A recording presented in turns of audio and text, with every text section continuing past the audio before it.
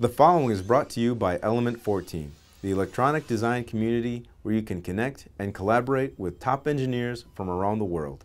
Join now at element14.com. Hello, I'm Benjamin Heckendorn, host of Element 14's The Ben Heck Show, and with me today is Clem Mayer. He's one of the new hosts of Element 14 Presents. How are you doing today, Clem? Hi Ben, I'm fine. How are you? I am okay. So what got you into electronics? Well, at first I started with electronics by building custom guitars. I got to play electric guitar and all of them were boring, so I started to make my own ones. I got into some basic electronics to understand how the electrics in those guitars work. And then it spun off from there. So I first done simple projects and then it got more complicated. And I got into more making because I figured out I'm bad at playing the guitar, so I kept building them. So you're into guitars and that led into electronics, and now you've left guitars behind you. Yeah, but I still got a few of them. Cool, cool. That's kind of interesting how that works. There's always kind of a gateway to electronics. It's like, that's how I found it for myself. Like, I loved video games, or I still do. And it's like, oh, these are electronic, and that's kind of how I get interested. So it's kind of funny, like so many things in the world rely on electronics. There's a lot of different ways to get excited about it. That's cool. What's one of your favorite projects that you've made? What were you the most happy with? Well, I'm pretty special on those terms. I'm always thinking the latest project that I made is my favorite project. I don't tend to stick to old projects that much.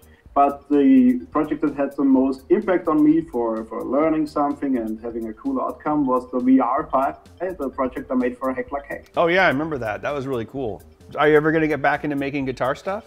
Maybe. I should do some more elaborate custom work. Maybe put an amplifier or some effects into a guitar body. Maybe. Yeah, we've actually done a couple of guitar projects on the show. Like Felix was making a guitar that could record itself, so maybe you guys could collaborate in the future. Yeah, that would be cool.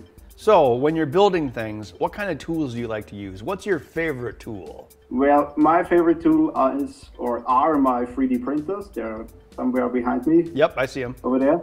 And I use them constantly, all the time. And that's the tool I rely on the most because it's one of the core things of most of my builds. And the other one is soldering iron.